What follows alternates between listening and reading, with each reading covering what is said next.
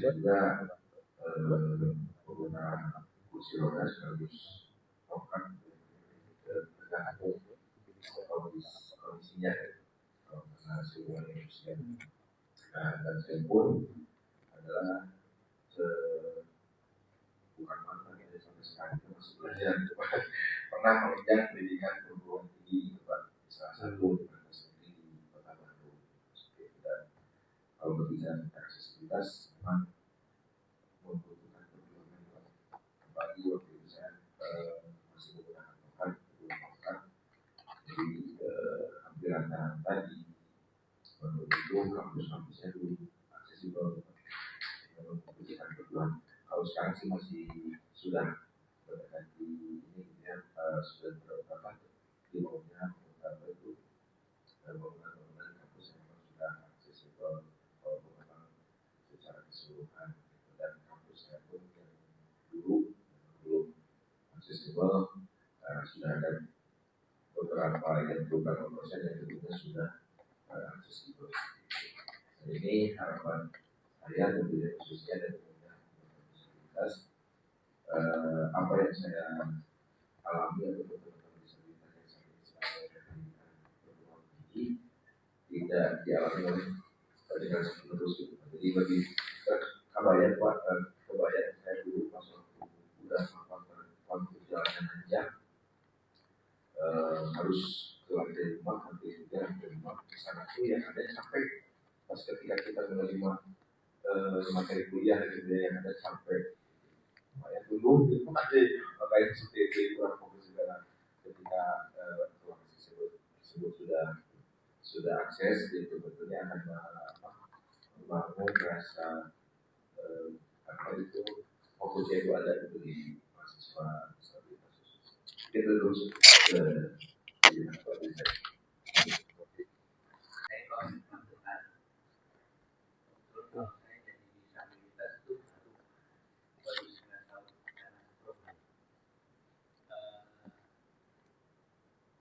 kampusnya sih bagus sekali.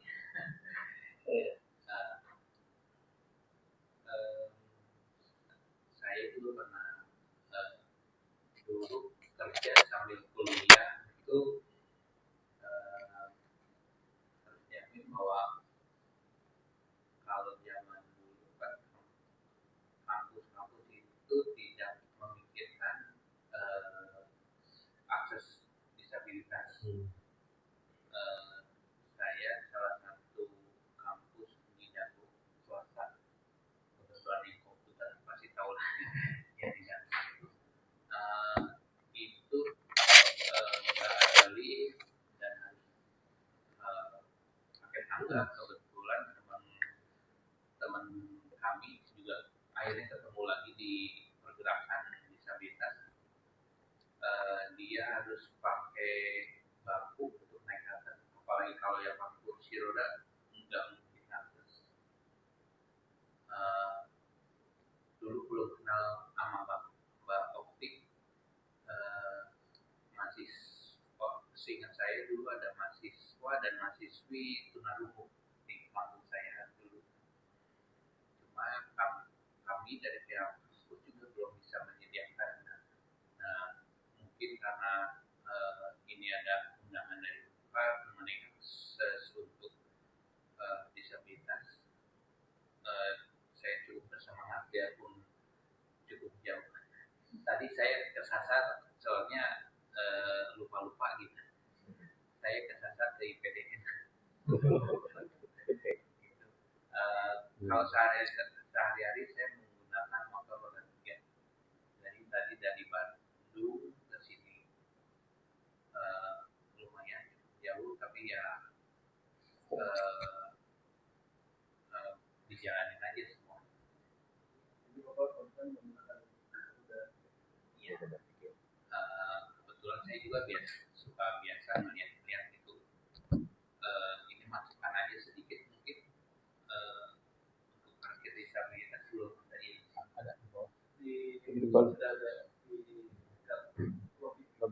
depan mobil, depan ram itu. Soalnya tadi nanya ke Satpam belum tahu ya. sosialisasi belum Ya, tentu. sosialisasi. Itu dulu Pak. Disabilitas ya sini di advokasi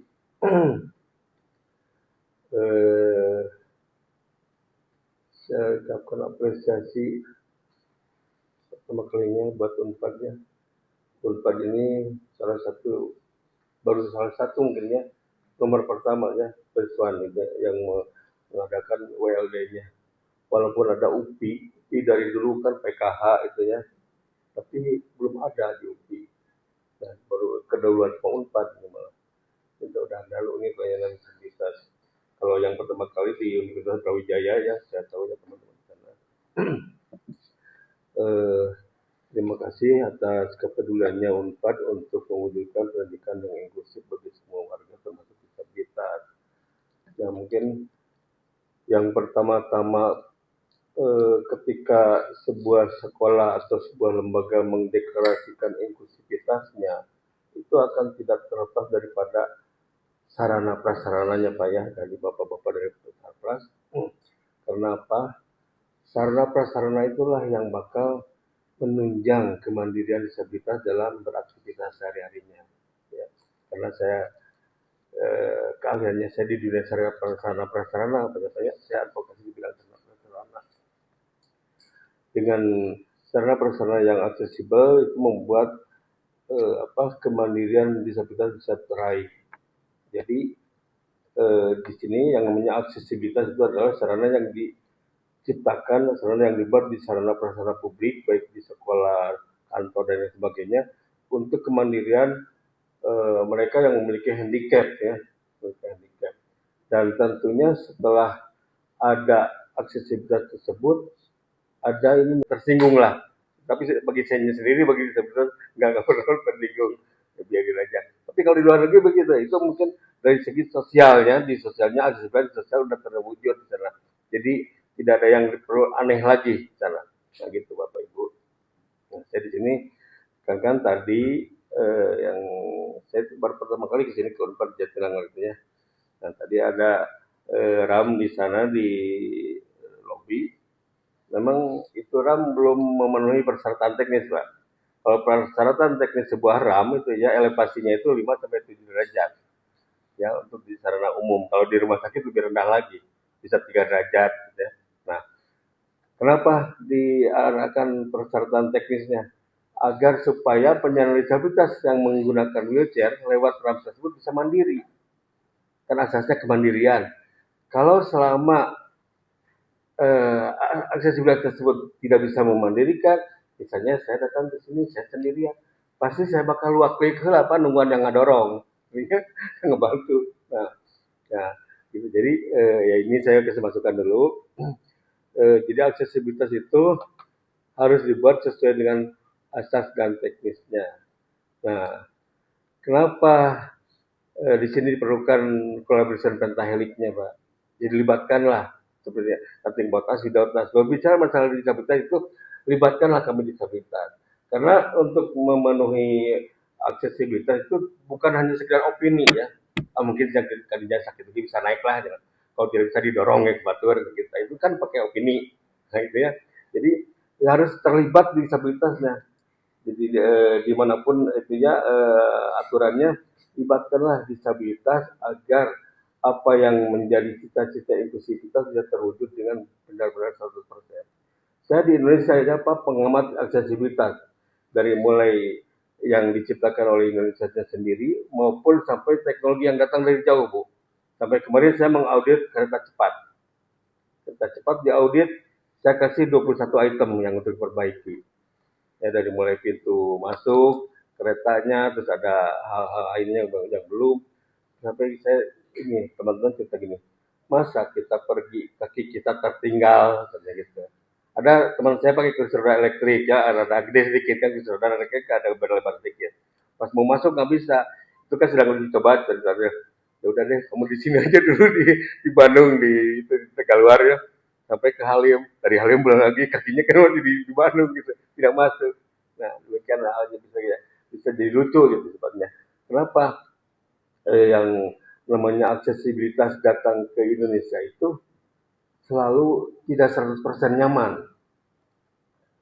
Saya pernah menjadi seorang narasumber di sebuah seminar. Saya bikin judulnya gini, aksesibilitas bukan sekedar ada, judulnya begitu. Karena di Indonesia itu banyaknya hanya sekedar ada, Pak. Jadi untuk meluluhkan sebuah kewajiban di Undang-Undang 8 2016. Oleh karena itu kami mengajak kepada ya direktur di sini khususnya di Sarpras, kalau mau membuat lagi disabilitas, ya sekarang udah berjejaring dengan Billy, kan, bisalah mengajak-ajak kami, Pak.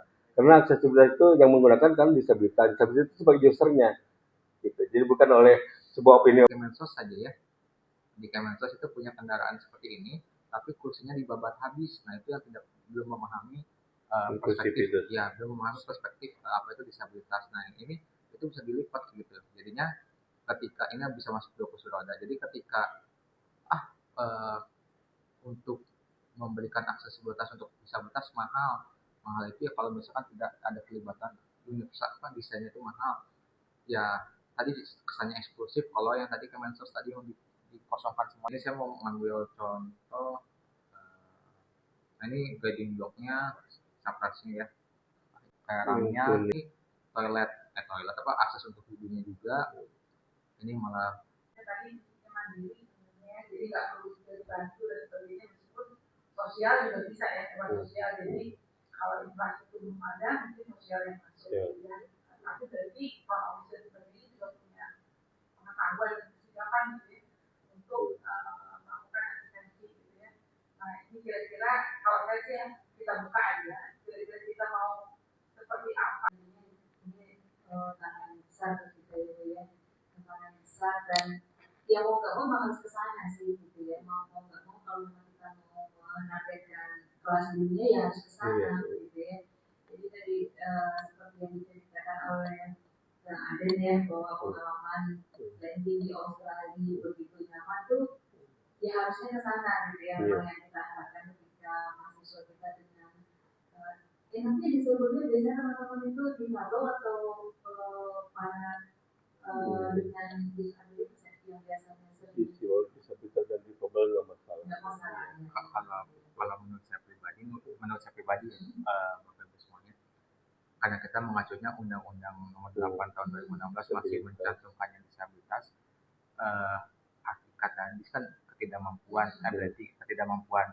Nah ketidakmampuan itu kan dibuat tadi saya mencontohkan ketika semua hambatannya itu hilang, disabilitas itu tidak ada lagi sebetulnya. Jadi sebagai bagian dari keberagaman aja gitu ya.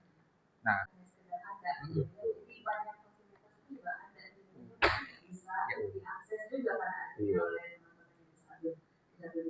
contohnya yang baru direnovasi sekarang dari Mitra Darat itu, dari yang sekarang satu jalurnya dari Nangor KPU sampai baru dirombak itu penampakan mobil tergantinya. Karena saya salah seorang pelanggan sanggup kendaraan jadi nama aja, jadi diganti gitu. Jadi ada tempat untuk kursi roda, tapi saya pikir gimana naiknya, ya? Itu yang bis yang kecil itu, iya, yang 34 ya. Iya, itu ada ramnya, ram manual itu dibuka di belakang ya. Di belakangnya. Jadi buka manual, tapi saya pernah ngasih masukan juga.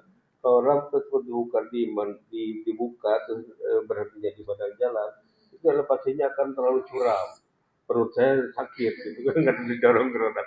Tapi harusnya di aspal itu kan nanti penyediaannya ya Pak ya, logistiknya. Nah sementara untuk divisi dan SDM itu biar mereka tahu oh seperti ini ternyata berinteraksi dengan bagaimana cara